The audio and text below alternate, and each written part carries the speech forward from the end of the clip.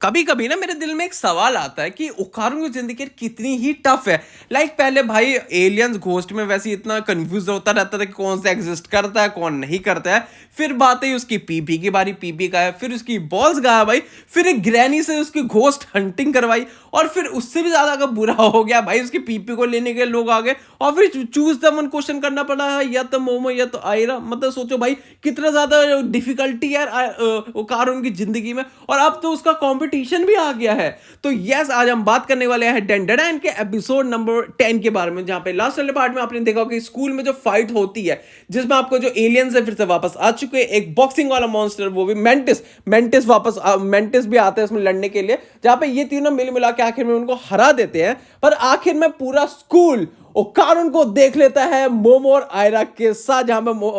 ओकारुन तो पूरा नंगा था, बाकी आपके आयरा और मोमो तो भाई तब भी भाई मतलब उसमें होते 3 पीस में होते हैं, तो वो वहां से भाई कल्टी होता है और सब ने देख लिया। तो ओकारुन हो चुका है एकदम फेमस। मतलब तुम सोच रहे हो तुम्हारे स्कूल की दो फेमस लड़कियां जो हर किसी का क्रश हो सकती है, तो भाई ने ऐसी सिचुएशन में कि सबको लगेगा क्या इसने तो क्रश ही कर दिया होगा सबको। तो यस, जब ये सारी चीजें होती है तो ये वाला एपिसोड स्टार्ट होता है जहां पे स्कूल में होते हैं, और जो इनकी स्कूल की नर्स होती है वो इन तीनों को बुलाती है भाई, एकदम डरावने तरीके से बोलती है क्या तुम्हें कोई बुली तो नहीं करता है, जहां पे वो बोलते हैं नहीं नहीं नहीं नहीं हमें तो कोई बुली करता ही नहीं। तभी एक बुढ़ा सा आदमी आता है जो नॉक नहीं करता, घुस जाता है। और यहाँ पे जो नर्स है वो बहुत गुस्से में होती है, तू वो कहती है कि तूने नॉक क्यों नहीं करा गेट, तो पता नहीं भाई कोई डंडा लाते और डंडे चैट चैट चैट मारने लगती है उसको, वहां से वो निकल जाते हैं। अब यहाँ पे चीजें होती है कि अब जब सबने सारी चीजें देख ली तो किसी को अपने पे ब्लेम लेना पड़ेगा। ओकारुन ये ले सकता नहीं है, तो बचते हैं मोमो और आयरा, जहां पे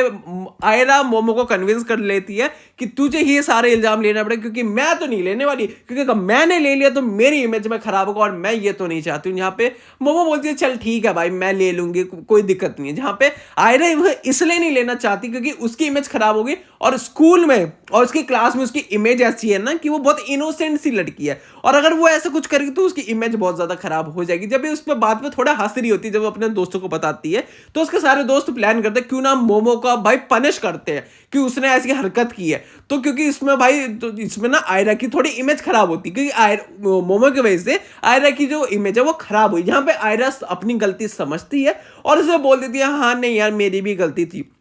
जब इसके बाद एक बहुत सा क्यूट मोमेंट आपको देखने मिलता है आपके मोमो और आपके ओकारुन का, जहां पे ना ये चीजें ऐसी होती है कि मोमो और ओकारुन की जब सारी चीजें चल रही होती है तो इसमें ना तो एक बहुत क्यूट सा मोमेंट, तो यहाँ पे ना सीधा मोमो से पूछती है भाई मैंने तो तेरे को उसके साथ वो जमीन पे लेटे हुए देख लिया था, क्या कर रहा था, जहाँ पे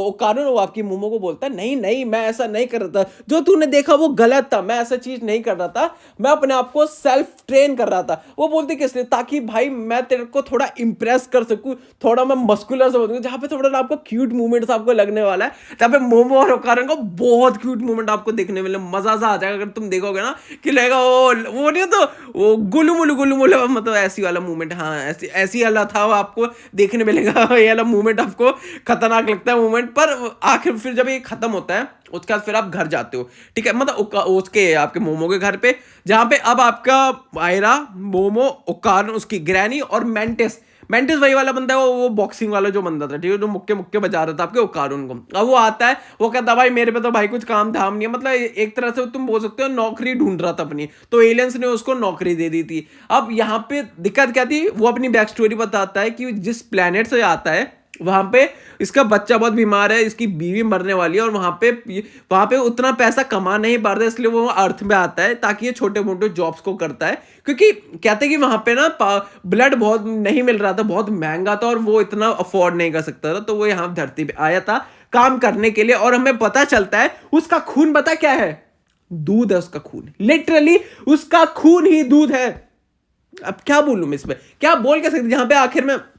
ग्रैनी उसको एक गिलास दूध देती है तो बोलता हाँ हाँ हाँ यही तो हमारा खून है, जहां पे हम समझ जाते हैं। और ग्रैनी ने बोल दिया भाई ये एलियन नहीं है, तो हमने में मान लिया भाई ये एलियन नहीं है भाई, अगर ग्रैनी ने बोल दिया तो ठीक है, तो ठीक है। अब यहाँ पे जब सारी चीजें बातें हो रही होती है तो यहाँ पे वो बंदा बोलता है यार सब बात करते हैं हम उसकी मदद कैसे कर सकते, यहाँ पे भाई ओकारुन एक अलग ही बंदा, भाई ओकारुन बोलता है भाई ठीक है मैं तेरे को अपना पीपी दे दूंगा। मैं कहा व्हाट द फक भाई, चीज थोड़ी ना है, मतलब तुम सोचो क्या है भाई, जहाँ पे अगर वो लेके जाएगा तो कहता हाँ भाई अभी मैं तेरे को दे रहा हूँ अपना, फिर तू वापस मेरे को दे दियो। जहाँ पे ये ये सब देते तो मोमो ना वो नहीं होती, मतलब कहती कि भाई ऐसी चीजें हमें नहीं करनी चाहिए। जहाँ पे भाई आयरा हाँ ठीक है कोई नहीं तो दे दो, मैं ले आऊंगी वापस। हाँ इसको तो चाहिए वो कार उनका, मैं समझ रहा हूँ भाई। अब जब ये ना इनकी सारी बातें हो रही होती है तो अब ग्रैनी भाई को गुस्सा हो रहा है, तो ये सब उनके भाई सॉरी मांग रहे होते हैं। तो यहाँ पे ग्रैनी उसको सीधा सीधा बोल देती है कि भाई अगर तेरे को चाहिए ना तो मोमो को कुछ एक्टिंग करनी पड़ेगी, लाइक कुछ एक्टिंग कर रहे होते हैं दूसरे रूप में, तभी बेल बजती है। और बेल बजते पता है कौन आता है?